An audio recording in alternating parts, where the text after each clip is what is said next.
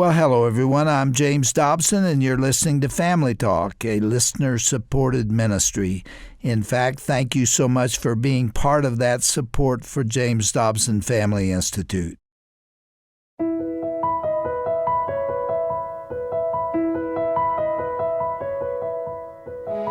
Well, welcome back to Family Talk. I'm Roger Marsh, and on today's classic episode, we're going to hear part 2 of Dr. James Dobson's conversation with his special guest, Mark Hancock. They'll continue their conversation about Trail Life USA. They'll also discuss the poor decisions the Boy Scouts of America have made and how Trail Life can actually help develop and nurture a boy's spiritual walk with the Lord through their program.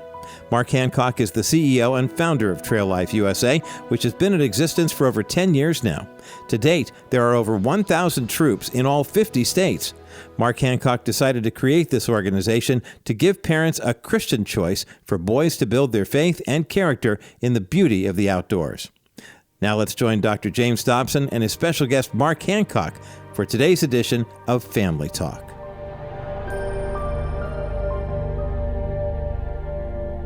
Mark, I wish we could kind of summarize what we've said so far, because there are a lot of people listening to us today who didn't hear the program last time. But the essence of it is that Boy Scouts of America has been in operation for over 100 years, I guess, a long time. And it has kind of, in our view, lost its way because it was decidedly Christian in the early days. But more recently, they have begun allowing homosexual boys to become members. More importantly, they have allowed scoutmasters to take that responsibility, even though they were themselves homosexual. And now transgendered boys have begun taking their place there. And there are an awful lot of parents who are not comfortable with that. Then the scouting organization, BSA, has lost how many boys? I really don't know. They have a number of ways of reporting their numbers, but we do know that it's been a significant number. I believe over the last 15 years, the official numbers say close to 900,000. I have in front of me a report showing that on May 11, 2017, the Mormon Church began pulling older teens from Boy Scouts programs, approximately 330,000 Mormon youths. The church said the move was made to shift focus to spiritual, social, physical, and intellectual goals outlined by the church. So your organization is not the only one that's concerned about what they're seeing. Your purpose is not to get into a war with the Boy Scouts, as I understand it. It is to offer an alternative. Absolutely. Dr. Dobson, I really believe that a program like Trail Life USA was in God's heart a long time before we came along. And initially, about 50% of our troops were formerly Boy Scouts of America troops. Now we're finding that churches that never chartered an outdoor organization program in their church are embracing Trail Life USA. They look at that and they say, that's something we want. We see how that can help our church grow. We see how that can change our community. We see that that's not just growing that boy, or that's just not giving him a good opportunity, but it's actually furthering the gospel. And so a lot of churches are embracing the Trail Life USA program, even though they had no interest in scouting beforehand. Now, if I'm a single mom or have a husband who is interested in reaching out to my son in this way, and there's not a Trail Life available around us, what do I do? Well, at our website, traillifeusa.com, there's a map, a national map that shows where all the troops are located, and you can click on those little dots and it'll show you how to contact that troop in your local area. If there's not one close, there's also another tab that says Start a Troop, and it takes 5 adults, normally chartered by a church, and you would approach the institutional head of that church, the pastor, the priest, whoever is leading that organization, and we would work with you in helping that troop get up and running. What we're finding is people are starting troops and they're estimating. We asked them at the beginning, about how many boys do you think you'll be serving? And we find that within 3 or 4 months, they're serving about twice that many. Mm-hmm. So they're underestimating the impact that they'll have, but once they get the program in place, boys are coming out of the woodwork. When you began thinking about taking these kids out into the wilderness or into the outdoors area, there are 4 things you said they need. What are those 4?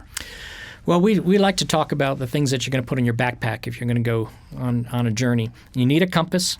You need to know what direction you're going in. And we would say that our compass is the direction that we give through our Christ-centered focus. It's our oath and our motto and what everybody agrees to. That's going to keep you on course. That's going to get you to where you're going. You need a flashlight.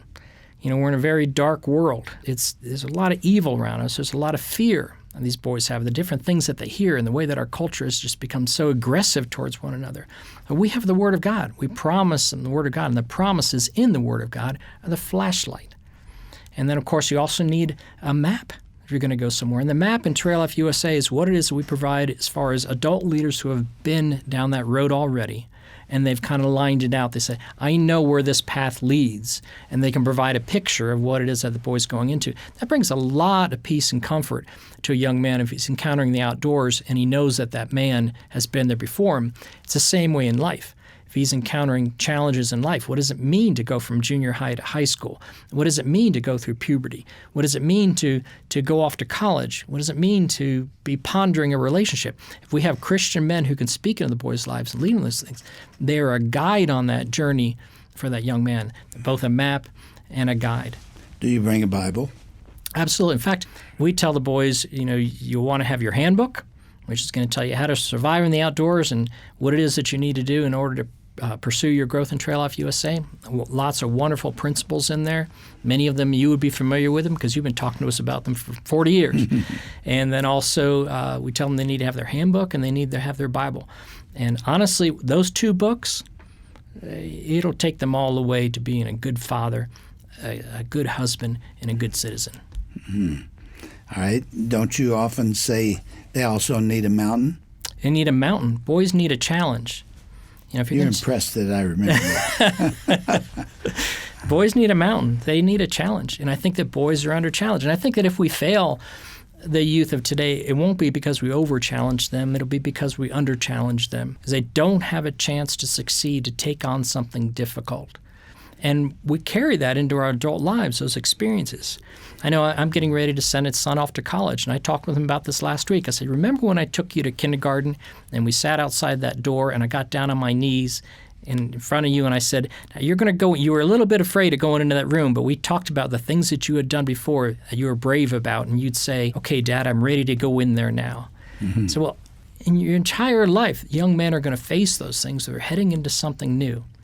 And if they have the experience of climbing that mountain, of accomplishing something difficult, of course it's a safe environment. We make sure that they're entering with an adult that knows what's going on and that they're properly trained.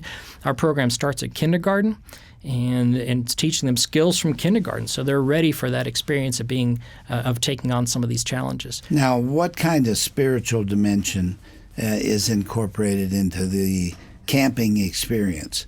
You talk about the Lord around the campfire. Is there a devotional time? Do you pray together? Well, we like to talk about it like carrot cake.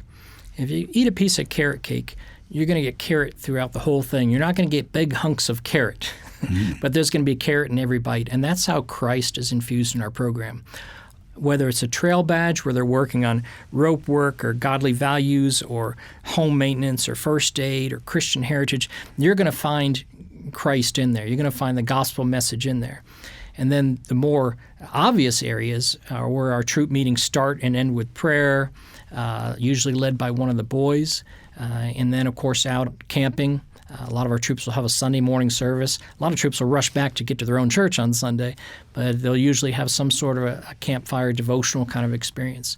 But because troops are individually chartered and we're trans-denominational, we have a lot of denominations that charter our troops, the flavor in that troop is going to be as different as the flavor in a Sunday morning service.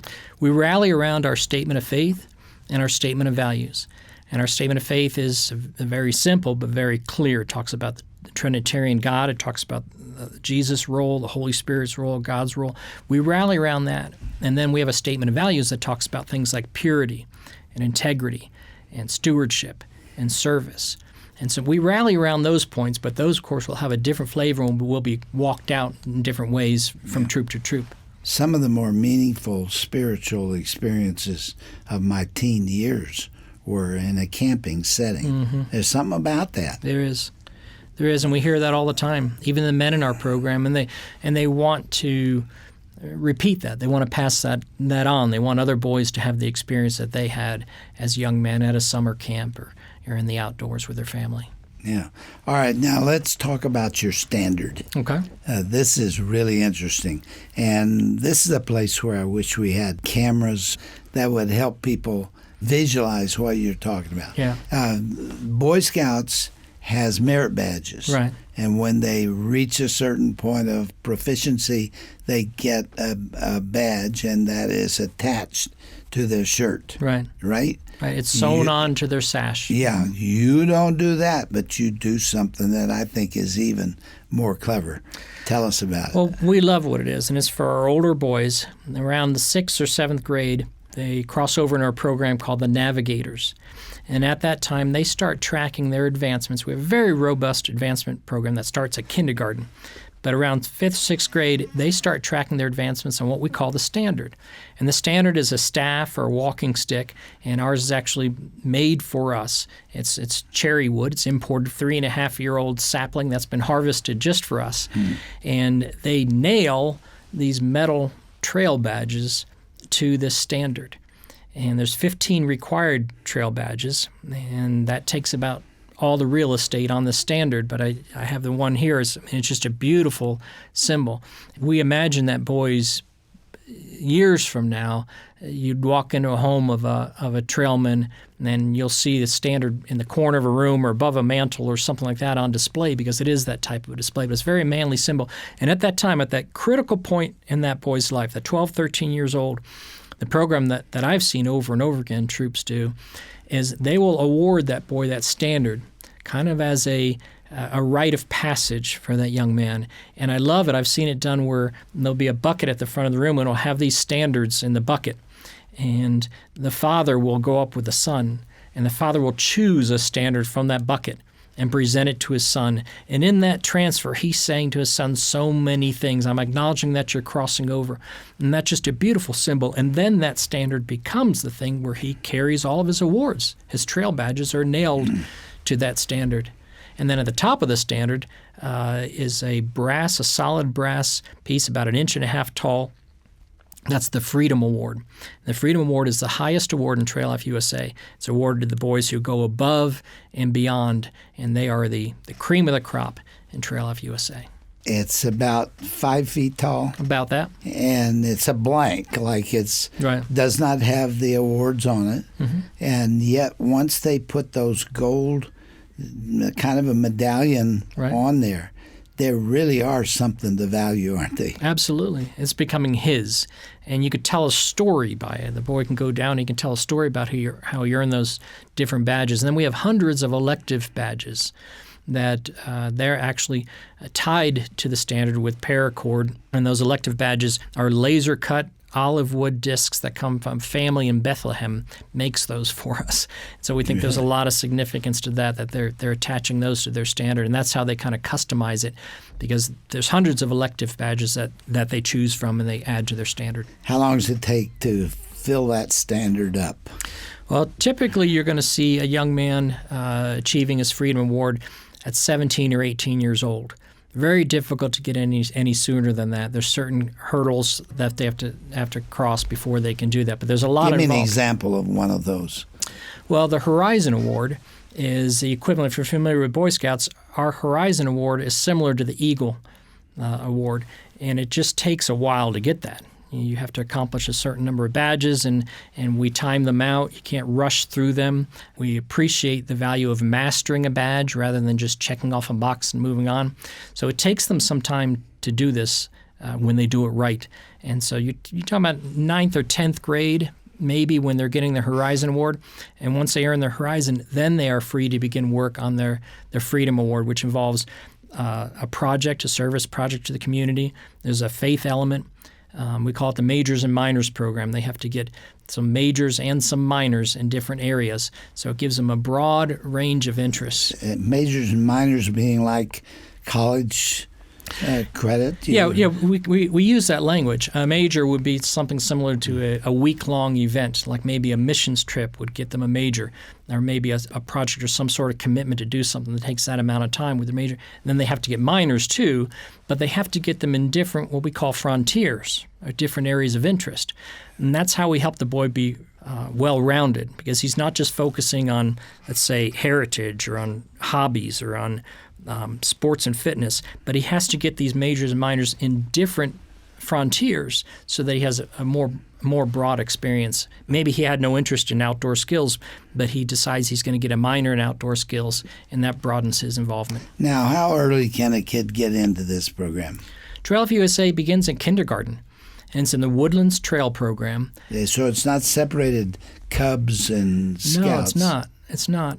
And I think that that's a really remarkable thing. When we looked at the structure of the program, because we wanted leadership and character and mentorship to be focused, we wanted the boys to be together like a one-room schoolhouse. Yeah. But they do break out into their own programs. But there's the opportunity for the older boys to mentor the younger boys. It's not a program where they go at some point and then they transfer over and change a uniform and go to something else. They start in the same uniform. They start with the same title of a trailman. If you're kindergarten, you're a trailman. If you're 90 years old and you're an adult leader, you're a trailman. So they are trailmen through the whole program. But the Woodlands Trail is kindergarten through 5th grade, and they develop in a different way because they don't have their standards yet. They use patches that are adorned with branches and stars. They don't get their standard. They're not quite ready for that. There is some level of maturity if you're going to carry a big stick around. But they work on things. They work in what we call branches, and the focus would be things like heritage, values, life skills, sports and fitness, hobbies, science and technology, outdoor skills. And inside those things, they're working on things like Christian heritage. They're talking about founding fathers, armed forces, godly values, how to serve your community. These are kindergarten through 5th grade. They're learning these things. Truthfulness, integrity. We're focusing on those types of lessons. First aid, simple tools and machines, about astronomy, rocketry. I mean, all these things that boys enjoy. And then, of course, there's the normal outdoor skills that you would expect, which would be rope work and orienteering and camping and hiking and edge tools and fire safety. So there's all sorts of things that the boys are working on, and it's a very robust awards program. They're earning these pins and these stars that they get to put on a patch that hangs on their uniform. And then they move over to the older boys program. That's when they get the standard and they start to adorn that with the trail badges. And that goes all the way up through 18 years of age, and the highest award is the Freedom Award. Mark, one subject that means a lot to me because there's so much misunderstanding about it has to do with the differences between boys and girls. I mean, it is still a cultural campaign by women to denigrate boys and men. And boys often feel left out of that understanding. And it goes clear back to the late 60s when the women's movement was so hostile to husbands and fathers and men. Yeah. But it carries down. If you watch sitcoms on television, the man or the boy is usually the fool. Mm-hmm. You know, that's the message that's been given. You don't think boys understand that they're being disrespected and assaulted there? And so our purpose here and yours is not to be disrespectful to women. I mean, you know, Jesus was the first one to really hold women up in high regard. Yep. So it is not to pit males and females against each other, but it is to elevate one another and recognize the value of one another. Girls should be valued for what they do and who they are, but so should boys. Yeah. And I'm telling you, boys get the short end of that stick. It seems like the boys do get the short end of the stick, and that what came out in the 90s in order to make some adjustments on behalf of the girls, which they need. They needed those adjustments. And that kind of tamed the boy approach, where we began to structure even our churches, our schools, everything as places that really favored girl-type behavior, sit still, be quiet. That tamed the boy approach has had a horrible effect. And when you look at the numbers, even the Department of Education in 2009, the report that they released, boys are 3 times more likely to be enrolled in special education. Because we look at their behaviors and we think there's something wrong with them, where they're just being boys. They're 4 times more likely to be diagnosed with ADHD. High school girls outnumber boys 2 to 1 when you look at the top 10 senior rankings. And the census, the latest census numbers show that there's more young men living at home than ever before since the census was started in 1960. Boys, they're losing out, and they're not developing as strong, capable men because we're not letting them fully be boys. We're not releasing them to be boys, to recognize that thing that we're identifying as ADHD. I know there are some legitimate cases, but a lot of that is just them being boys. They need to move around. They need to be active. And that's a beautiful thing. They'll develop as strong, capable men if we can let them have more of those kind of experiences as boys. Okay, Mark, we've come to a good point now because there are people listening to us that say, that sounds good. Mm-hmm. I want to get my boy involved in this. For that matter, mothers and fathers of daughters will want to look into American Heritage Girls. That's a great program, too. It really is. We're not here to talk about it today, but we've done it numerous times on Family Talk, and we'll do it again because we need both programs. Mm-hmm. Today we're talking about boys. Trail Life USA.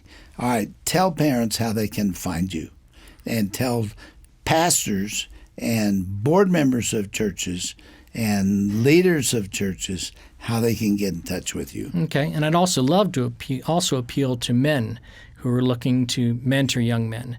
You go to traillifeusa.com, and there's plenty of information there. They can click on Find a Troop, and it'll open up to a map that shows where troops are locally, if a parent's looking to get their son involved, or if a man is looking to get involved in a troop to mentor young men.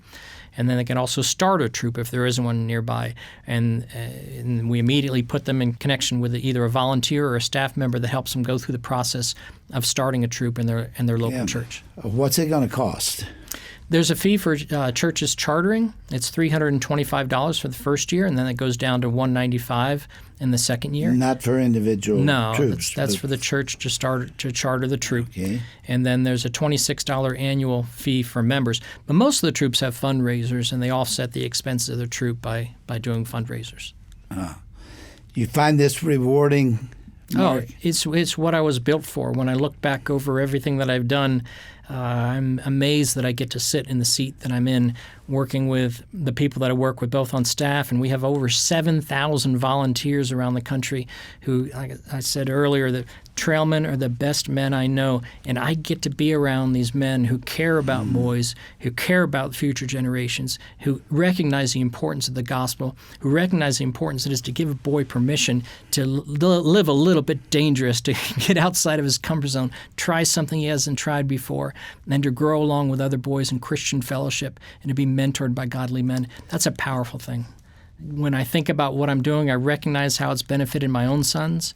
But as you know, when you talk about legacy, Dr. Dobson, there's a time that you turn back and you say, I've got a responsibility towards other people's sons too. So I will continue working at what it is that I'm doing until the Lord takes me in a different direction.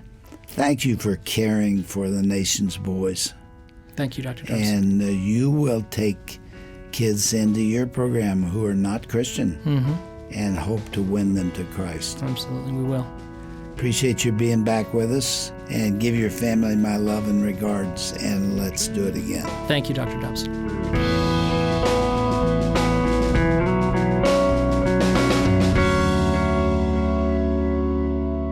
Well, the outdoors certainly provides a great place for boys to develop or sharpen their faith amongst their peers indeed.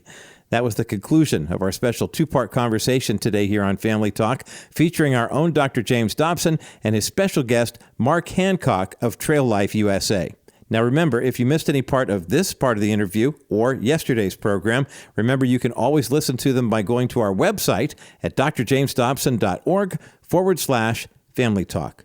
Now, if you are the parent or caregiver of a boy or a young man, and you'd like some encouragement as you raise him to become a God-honoring man, you really should get a copy of Dr. Dobson's best-selling book called Bringing Up Boys. This valuable resource is available as our way of thanking you for a suggested donation of $20 to Family Talk today. And you can get your own copy today when you go online. Just visit drjamesdobson.org, then select the Resources tab, and then click on Store. Once you're there, you can select the book, Bringing Up Boys. You can also pick up the accompanying DVD as well. Truly a valuable resource for any mom or dad. Again, to get your copy of the book and DVD, visit drjamesdobson.org, select the Resources tab, and then click Store. Well, on behalf of everyone here at the Dr. James Dobson Family Institute, I'm Roger Marsh. We pray that your family continues to grow closer each day that you walk with the Lord, and may God continue to richly bless you and your family as you grow deeper in your relationship with Him. Hope you have a blessed weekend, and be sure to join us again next time right here for another edition of Dr. James Dobson's Family Talk.